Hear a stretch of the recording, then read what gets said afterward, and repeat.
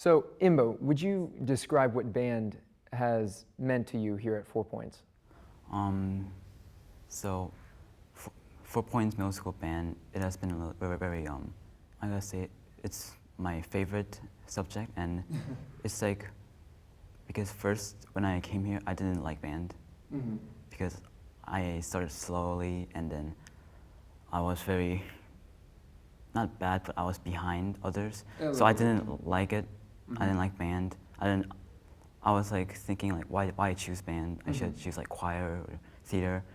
But when I like started to get more learning about band and musics, Things changed. Yes. Yeah, your attitude changed. And you found yourself in that beginning saxophone class.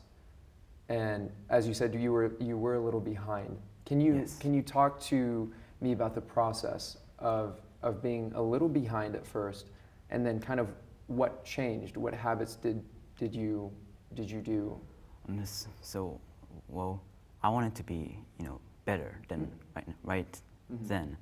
So I started to, because then I just practiced what Mr. Kessler told me to do, what Mr. Villela you told me to do, but I didn't understand, so I was really mad. But then I realized, like, there's a musician who wasn't really good like me, but who kept practicing every day for like 30 minutes, every day, the same thing, and then after like a year later, that he became like really good.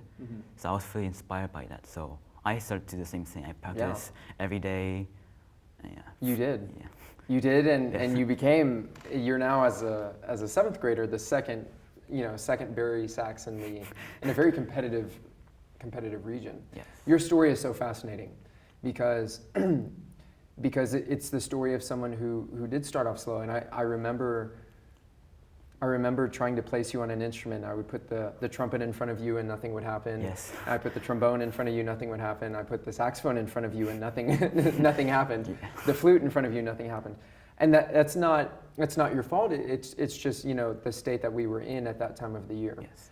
And I remember taking you into the saxophone class and still not much happening. But what was so special to me is that you just did everything. You did, like you said, what I told you to practice, and you were persistent with your practice, and you had daily practice plans. And I remember about halfway through the year on one of our little essential elements playing tests, it was just by far the best in the class. And it was almost like overnight how you went from this saxophonist who struggled to make sound to being at the top of the saxophone class, and now you find yourself in the top ensemble, one of the top chairs in the region. So it's just a wonderful thing for me as a teacher to see in a student. Can you tell me how these habits that you've used on the saxophone will transfer into the rest of your life? Have you noticed a change in your grades at all?